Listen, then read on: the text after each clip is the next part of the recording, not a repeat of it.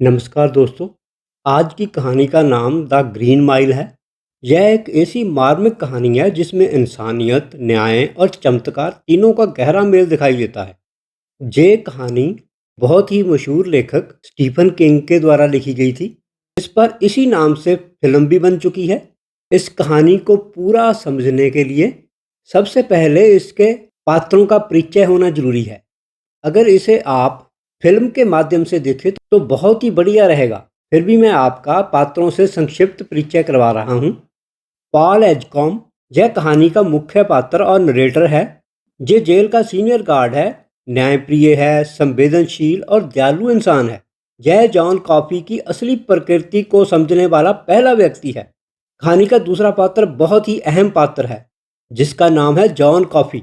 Jack अश्वेत विशालकाय लेकिन बेहद शांत और मासूम कैदी है जो दो बच्चियों के बलात्कार और हत्या के आरोप में मौत की सजा के लिए जेल में लाया जाता है।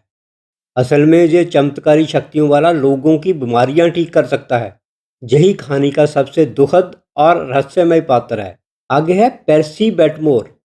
यह बहुत ही क्रूर, घमंडी और सत्ता का दुरुपयोग करने वाला गार्ड है। ये राजनीतिक पहुंच के कारण नौकरी में सुरक्षित कैदियों के साथ अमानवीय व्यवहार करता है। इलेक्ट्रिक चेयर की प्रक्रिया में जानबूझकर गलती करता है। ब्रूटस हॉवल ब्रूटल के नाम से जाना जाता है। पॉल का भरोसेमंद साथी है, मजबूत लेकिन दिल का अच्छा और न्यायप्रिय। आगे आता है एडवर्ड डेलकोरस। एक फ्रेंच कैदी है जो हत्या का दोषी है लेकिन दिल से मासूम। अपने छोटे चूहे मिस्टर जिंगल से बहुत प्यार करता है और इसी के साथ खेलता है। इसकी मौत का दृश्य बहुत दर्दनाक है।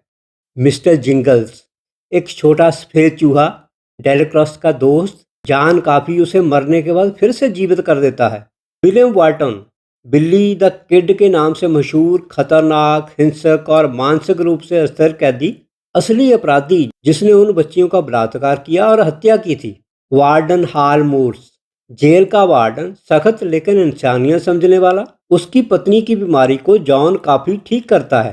मेलिंडा मूर्स वार्डन की पत्नी, ब्रेन ट्यूमर से पीड़ित। जॉन काफी उसे चमत्कारिक रूप से ठीक करता है।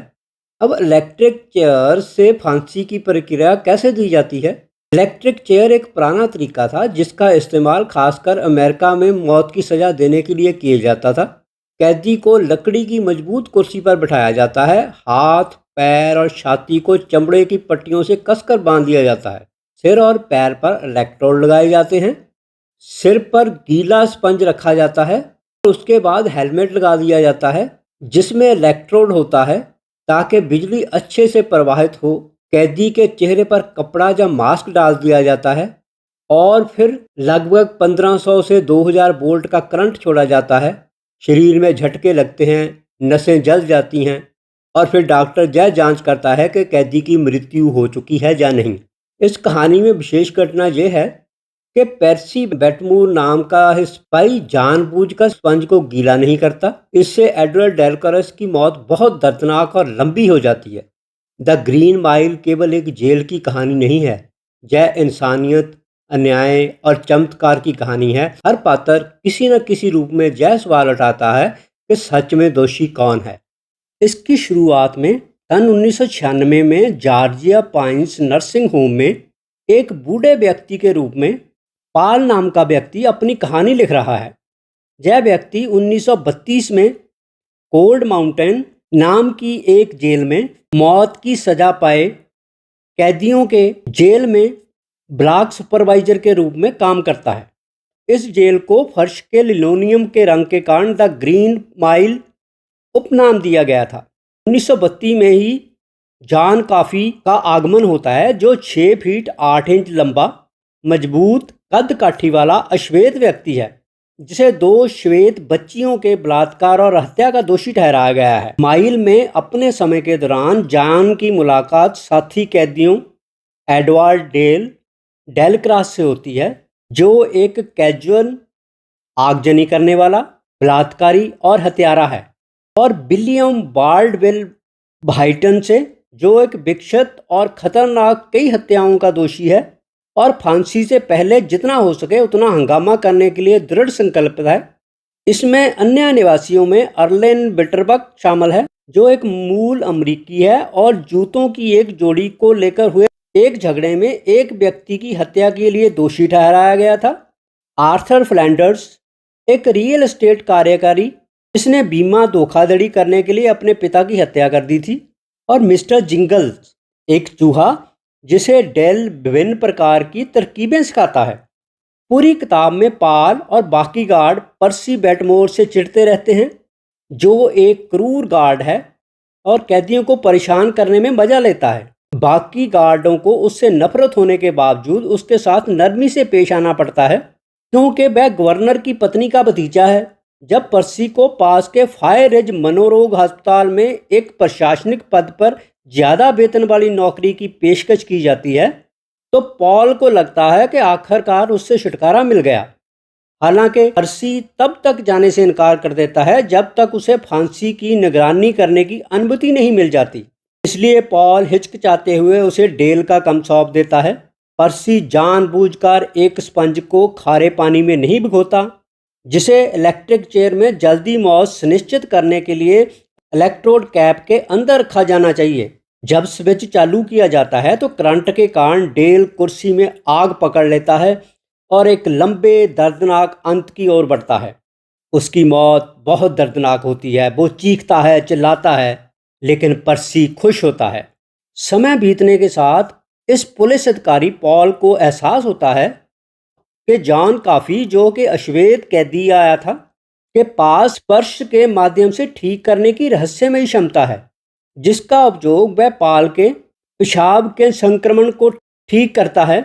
और फिर पर्सी मिस्टर जिंगल्स नाम के चूहे को अपने पैरों के तले कुचल देता है और इसे भी पॉल जिंदा कर देता है। ये अश्वेत कैदी सरल स्वभाव और शर्मीला है और इसे दूसरों के विचारों और भावनाओं के प्रति गहरी सहानुभूति और संवेदनशीलता होती है। एक रात गार्ड वाइटन को नशीली दवा देते हैं, फिर पर्सी को एक गद्दी पहनाकर गद्देदार कमरे में बंद कर देते हैं ताकि वह जॉन को जेल से चुपके से बाहर निकाल सके और उसे वार्डन हालमूर्स के घर ले जा सके। हालमूर्स की पत्नी मेलिंडा को एक लाइलाज दिमाग में ट्यूमर है, जिसे जॉन अपने हाथों से बीमारी को निकालकर उसके शरीर में डालकर ठीक करता है। लेकिन जॉन को बहुत ही असहनीय दर्द होता है। जब वह माइल लौटते हैं तो जॉन मेलिंडा से बीमारी को पर्सी में डाल देता है, जिससे वह पागल हो जाता है और वाइटन की गोली मारकर हत्या कर देता है, जिसके बाद वह एक ऐसी अवस्था में चला जाता है जिससे वह कभी उबर नहीं पाता। इसके बाद पर्सी को वायर रिज में एक मरीज के रूप में भर्ती कर दिया जाता है। पुलिस अधिकारी पाल को लंबे समय से शक था कि जॉन निर्दोष है, और यह शक तब साबित होता है जब उसे पता चलता है कि असल में वाइटन ने ही दोनों लड़कियों का बलात्कार और हत्या की थी और जॉन उन्हें पुनर्जीवित करने की कोशिश कर रहा था। बाद में जॉन पाल को बताता है कि उसने वाइटन को छुआ था और देखा था कि कैसे वाइटन ने बहनों को चुप रहने के लिए मजबूर किया था। एक के शोर मचाने पर दूसरी को जान से मारने की धमकी दी, उनके आपसी प्रेम का फायदा उठाकर। पाल को समझ नहीं आता कि वह जॉन की मदद कैसे करे, लेकिन जॉन उससे कहता है कि चिंता ना करें, क्योंकि वह वैसे भी मरने के लिए तैयार है। दुनिया की क्रूरता से मुक्ति पाना चाहता है। जॉन की फांसी वह आखिरी फांसी थी जिसमें पॉल ने भाग लिया था।